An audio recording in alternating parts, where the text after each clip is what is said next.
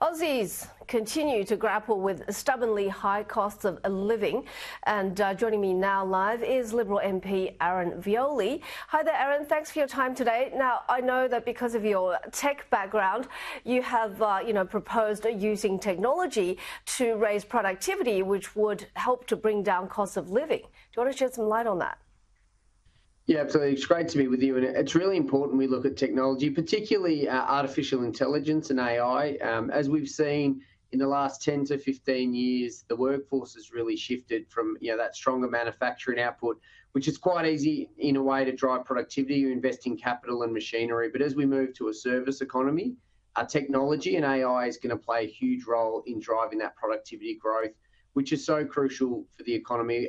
If we want to have strong and the Productivity Commission talk about this a lot. Having strong real wages growth that's sustainable needs to be complemented with productivity growth to ensure that inflation in the short term, like we're seeing at the moment, but also in the long term, is within that 2 to 3% band. And it was really disappointing to see the government's AI paper focused on the risks of AI and didn't look at the productivity and economic upside. We've got to do both. We've got to allow for the risks, but also understand there's significant opportunities, particularly in a cost of living crisis, to bring inflation down to a sustainable level. Why do you think that is so? Lack of understanding, or, it doesn't make for good spin? Oh, it definitely doesn't make for good spin. We've seen consistently with this government, they haven't been focused on the economy and cost of living. That's the first thing we've seen. We saw that, for the first 18 months of this government, the Prime Minister was distracted. Since then, he's backflipped and broken his word on the Stage 3 tax cuts. And we've seen for the last 2 weeks, and realistically since the budget, the Prime Minister and other senior ministers have been focused on internal matters, internal Labor Party matters, and Senator Payman is at the front of that, and that's what their focus has been on. There's also a real lack of understanding about what the modern economy is about, and that was shown through the Prime Minister's decision when he formed a government not to have a minister for the digital economy. The previous coalition government had a minister for the digital economy. That was Senator Jane Hume, who put in a roadmap to 2030 to drive digital growth, to drive productivity, to drive economic growth. It's not a focus of this government, and unfortunately, Australians are paying the price every day. Every time they go to the grocery store, every time they put petrol into the car or an electricity or power bill comes through, it's because this government isn't focused on the cost of living crisis or the digital economy and the upside opportunities for all Australians. But do you think voters really understand what productivity increases can bring? Attacking retailers is very easy and easy to understand. There's no doubt there's different levels of understanding within the community about what productivity means, what cost of living means. What everyone in my community knows is that every time they go to the shops, they're paying more. But they also understand, and we've got to give community credit. Many people do work in businesses, small businesses, family businesses, trades in my community.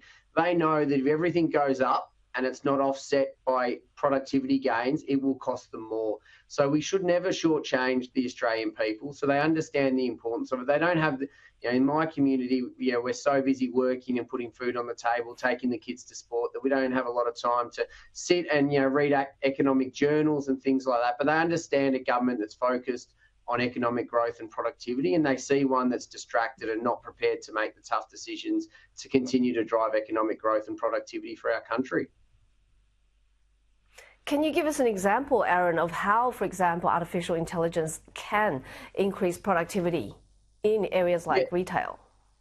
Yeah, absolutely. Retail is an interesting example. I'll give 2 quick examples. One, retail, but I'll also talk to health and the service economy, because we've seen a big increase in services jobs as a percentage of our market. But if you look at a Woolworths or a Coles, and I worked in this industry for 10 plus years, by having, using things like data and shopping habits, the way people shop, you can actually make sure that when you're laying out stores, it's a little bit more productive for people to shop, but also importantly for those stores, having those maps makes it easier for their staff to fill the shelves, to pick the orders for online orders which have grown. So if suddenly you're able to pick more online orders in a quicker time because of technology, that's an example of productivity output at a grocery level, and it goes all the way through the supply chain for a Woolworths or Coles.